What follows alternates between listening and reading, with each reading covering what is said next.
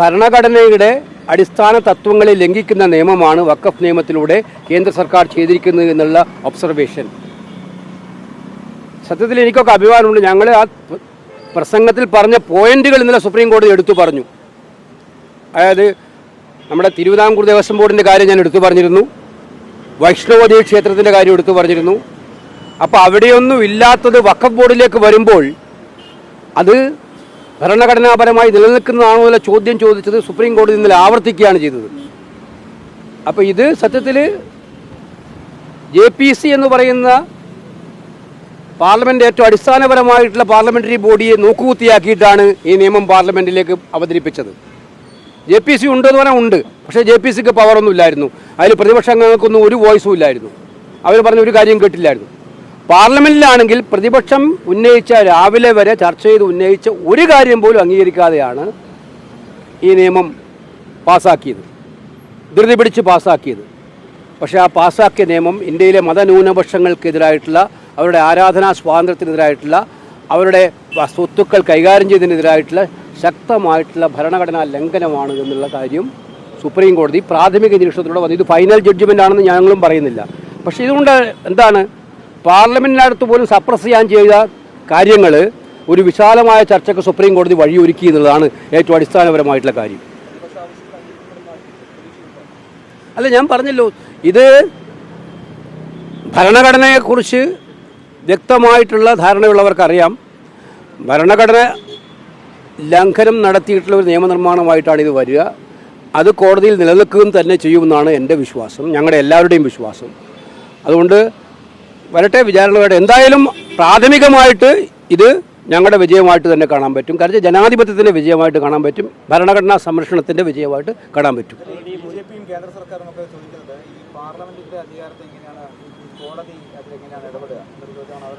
അത് എല്ലാത്തിനും അവർ പറഞ്ഞില്ലല്ലോ, ഈ നിയമത്തിലല്ലേ പറയുന്നുള്ളൂ.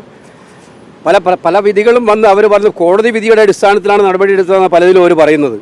അപ്പോൾ ഇത് വന്നപ്പോൾ പാർലമെൻറ്റിൻ്റെ കാര്യം പറയുന്നു. പാർലമെൻറ്റിൽ ചർച്ച ചെയ്തപ്പോൾ പാർലമെൻറ്റിലെ മഹാഭൂരിപക്ഷത്തിൻ്റെയും ഒരു വികാരം അവിടെ കണ്ടതാണ്. അവർക്ക് വോട്ട് ചെയ്തവർ പോലും, അവർക്ക് വോട്ട് ചെയ്ത TDPയും JDU പോലും വോട്ട് ചെയ്യുന്നത് അധികാരം പങ്കിടാൻ വേണ്ടിയിട്ടുള്ള അവസരത്തിൽ വോട്ട് ചെയ്യേണ്ടി വന്നു. പക്ഷേ അവരുടെ പോലും മനസ്സിപ്പുറത്തായിരുന്നു എന്നുള്ളത് എല്ലാവരും വ്യക്തമാണ്, നിലപാട് ഇപ്പുറത്തായിരുന്നുള്ളത്. അപ്പോൾ അതുകൊണ്ടൊരു മഹാഭൂരിപക്ഷത്തോടെ പാസ്സാക്കിയ ബില്ലല്ല ഈ ബില്ല്. അപ്പോൾ അതുകൊണ്ട് പാർലമെൻറ്റിനെ മറികടന്നു പറഞ്ഞാൽ പാർലമെൻറ്റിൽ ഉയർന്ന ഏറ്റവും വലിയ ചർച്ചകളായിരുന്നത്. ആ പാർലമെൻറ്റിലെ ചർച്ചകളാണ് സുപ്രീം കോടതി ഉയർത്തി കാണിച്ചിരിക്കുന്നത്. അത് ആ പാർലമെൻറ്റിൽ ഉയർന്നു വന്ന ആശങ്കകളാണ് സുപ്രീം കോടതിയും പറഞ്ഞിരിക്കുന്നത്. എന്ന് വെച്ച് ഒരു ഏകപക്ഷീയമായ വിധിയായിട്ട് അതിനെ കാണാൻ പറ്റില്ല, അല്ല പൂർണ്ണമായ അന്തിമമായ വിധിയായിട്ട് കാണാൻ പറ്റില്ലതൊക്കെ നമുക്കറിയാം. പക്ഷേ ഇന്ത്യയിലെ ജനാധിപത്യ വിശ്വാസികളും മതേതര വിശ്വാസികളും ഉയർത്തിയ ആ ആശങ്കകളെ ഒരു വിശാലാടിസ്ഥാനത്തിലെ ചർച്ചയ്ക്ക് വേദി ഒരുക്കുകയാണ് സുപ്രീം കോടതി ഇന്ന് ചെയ്തിരിക്കുന്നത്. ആ അർത്ഥത്തിൽ അത് വളരെ സ്വാഗതാർഹമായിട്ടുള്ള ഒരു വിധിയാണ്. കേരളത്തിലേക്ക് വന്ന മുനമ്പമാണല്ലോ ഭേദഗതി, അത് കോടതിയിൽ പോലും സർക്കാർ അഭിഭാഷകർ തന്നെ അത് അറിയില്ല എന്ന് പറയേണ്ട ഒരു സാഹചര്യം ഉണ്ടാകുന്നുണ്ട്.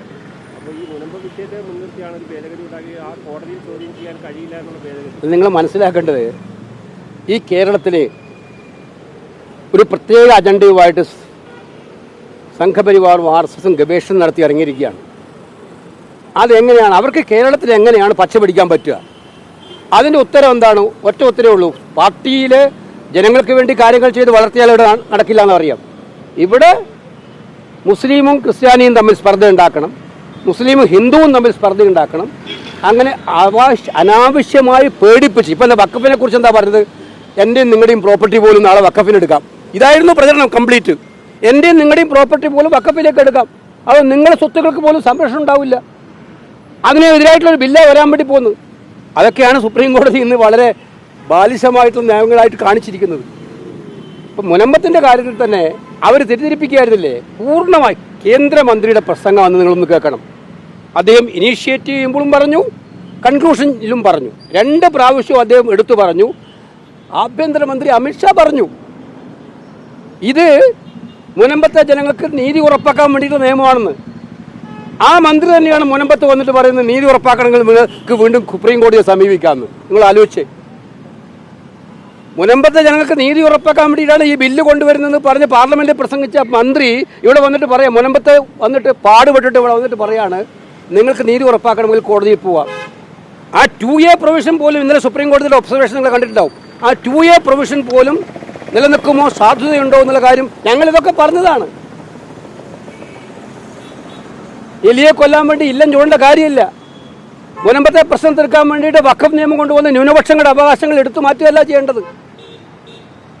ന്യൂനപക്ഷങ്ങൾക്ക് ഭരണഘടന കൊടുക്കുന്ന അവകാശങ്ങൾ എടുത്തു മാറ്റാൻ മുനമ്പത്തെ പ്രശ്നം തീർക്കാൻ പേര് പറഞ്ഞ് ചെയ്യുകയല്ല വേണ്ടത്. മുനമ്പത്തെ പ്രശ്നം തീർക്കാൻ എത്ര എളുപ്പത്തിലുള്ള മാർഗങ്ങളുണ്ട്. അത് കേരള സർക്കാരും കൂടെ ആത്മാർത്ഥമായി വിചാരിച്ചാൽ പോരായിരുന്നോ? ഇവിടുത്തെ വഖഫ് ബോർഡ് തീരുമാനിച്ചാൽ പോരെ, ട്രൈബ്യൂണൽ തീരുമാനിച്ചാൽ പോരെ, ബോർഡല്ല ട്രൈബ്യൂണൽ തീരുമാനിച്ചാൽ പോരെ. ട്രൈബ്യൂണലിന് മുമ്പിൽ വളരെ ഞാൻ മനസ്സിലാക്കിയിടത്തോളം വളരെ ദ്രുതഗതിയിൽ ആ ട്രൈബ്യൂണലിലെ തീരുമാനങ്ങളുമായി മുന്നോട്ട് പോകുമായിരുന്നു. വിധി വരാനിരിക്കുകയായിരുന്നു. അപ്പോഴാണ് ആരോ പോയിട്ട് ഹൈക്കോടതി പെറ്റീഷൻ കൊടുത്ത് ഇപ്പം ആ കാര്യത്തിൽ തീരുമാനമെടുക്കണ്ടെന്ന് പറഞ്ഞിരിക്കുന്നത്. അതിൻ്റെ പിന്നിൽ ആരൊക്കെയാണെന്നുള്ളത് നമുക്കെല്ലാം മനസ്സിലാവുന്ന കാര്യമാണ്. അതാ പറഞ്ഞത്. അവിടെ രമ്യമായി അവരുടെ പ്രശ്നം, മുനമ്പത്തെ ജനങ്ങളുടെ പ്രശ്നങ്ങൾ പരിഹരിക്കാൻ ഉള്ള എളുപ്പമാർഗം ഉണ്ടായിരിക്കെ എനിക്ക് മനസ്സിലാവുന്നത് എന്തിനു വേണ്ടിയിട്ടാണ് അത് ഹൈക്കോടതിയിൽ അപ്പീൽ കൊടുത്തത് എന്നുള്ളത്, സ്റ്റേ ചെയ്യാൻ വേണ്ടിയിട്ട്. അത് നല്ല ഉദ്ദേശത്തോട് കൊടുത്തതായിട്ട് നമുക്ക് കാണാൻ കഴിയില്ല.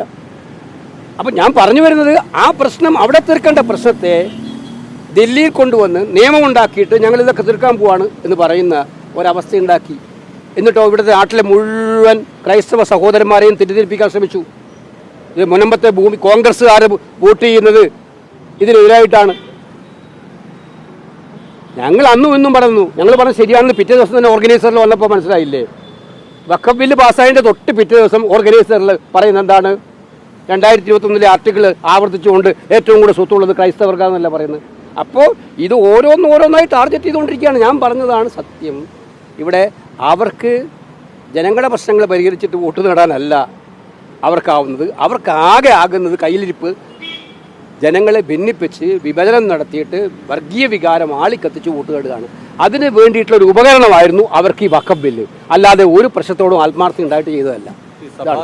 തെറ്റിദ്ധരിക്കപ്പെട്ടു അങ്ങനെ ഒരു തോന്നലുണ്ടോ? അവർ പിന്നീട് തിരുത്തി? അല്ല, അങ്ങനെ അവർ സ്വാഭാവികമായിട്ടും സഭയുടെ മുമ്പിൽ ഒരു ആശങ്ക വന്നപ്പോൾ ആ ആശങ്ക അവർ പ്രകടിപ്പിച്ചിട്ടുണ്ട്. അതിനെ ഞാൻ ആ രീതിയിൽ കാണാൻ ആഗ്രഹിക്കുന്നുള്ളൂ. പക്ഷേ ഇപ്പം അവരെ പോലും കബളിപ്പിച്ചുകൊണ്ടാണ് കേന്ദ്ര സർക്കാർ. അവരോട് പറഞ്ഞു കൊടുക്കുന്നത് ഇത് അവരെ പോലും കബളിപ്പിച്ചു. ഒരു സമൂഹത്തെ മുഴുവൻ കബളിപ്പിച്ചു കേന്ദ്ര സർക്കാർ. അവർ ഈ ബില്ല് പാസ്സാക്കാൻ അതിലൂടെ ക്രൈസ്തവ മുസ്ലിം വിരോധം ആളിക്കത്തിക്കാൻ വേണ്ടി ഈ ബില്ലിനെ ഉപയോഗിച്ചു. അത് കബളിപ്പിക്കലിലൂടെ നടത്തിയെന്നുള്ളതാണ് ഞങ്ങളുടെ.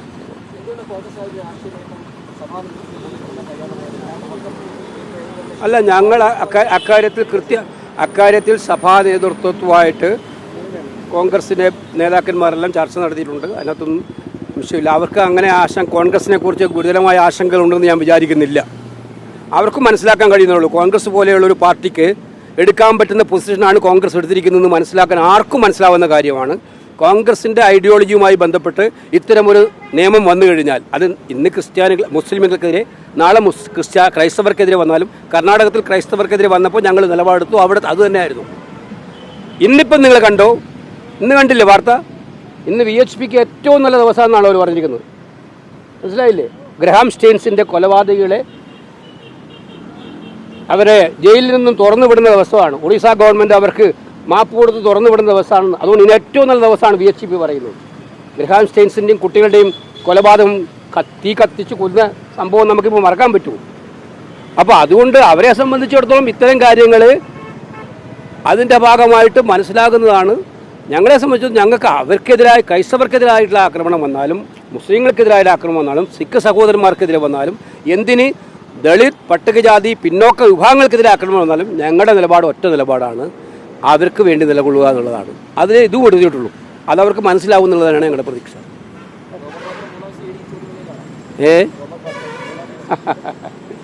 അത് അദ്ദേഹം നിയമപരമായി നേരിടും. അദ്ദേഹത്തിൻ്റെ നിയമപരമായി നേരിടാനുള്ള കഴിവ് അദ്ദേഹത്തിനുണ്ട്. ഇതിനകത്ത് എൻഫോഴ്സ്മെൻറ്റ് ഡയറക്ടറേറ്റ് ഇപ്പോൾ ഞങ്ങളുടെ നേതാക്കന്മാർക്കെതിരെ ചെയ്തത് തീർത്തും രാഷ്ട്രീയമായിട്ടുള്ള പകവൊക്കെ നയമാണ്. സോണിയാഗാന്ധിക്കും രാഹുൽ ഗാന്ധിക്കുമെതിരെ. അത് മെറിറ്റ് നോക്കാം. കോടതി ഞങ്ങൾ നിയമപരമായിട്ടാണ് പോകുന്നത്. ഞങ്ങൾ ED ചെയ്താലും 5 ദിവസം രാഹുൽ ഗാന്ധി പോയിരുന്നു, കണ്ടിട്ടില്ലേ?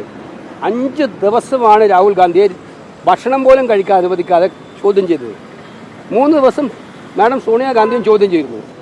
ഞങ്ങൾ ഇ ഡിയെ വെല്ലുവിളിക്കാനല്ല പോയി, ഞങ്ങൾ പ്രതിഷേധം നടത്തി, പരാമർശം നടത്തി, നിയമത്തിൻ്റെ വഴിയിലൂടെ നേരിടും. ഇവിടെയും നിയമത്തിൻ്റെ വഴിയിലൂടെ നേരിടട്ടെ. അന്യായമായിട്ടാണ് ഇവിടെ കാര്യങ്ങൾ ചെയ്യുന്നതെങ്കിൽ ഇ ഡിക്കെതിരെ ഞങ്ങൾ അവിടെയും നിലപാടെടുക്കും. പക്ഷേ ഒരു കാര്യത്തിൽ അന്യായം കാണിക്കുന്നതിന് പറഞ്ഞ് മറ്റേ കാര്യത്തിലും അന്യായമെന്ന് ഞങ്ങൾക്ക് പറയാൻ പറ്റില്ല. അതിൻ്റെ മെറിറ്റ് വരട്ടെ, മെറിറ്റ് ആവട്ടെ. ശരി.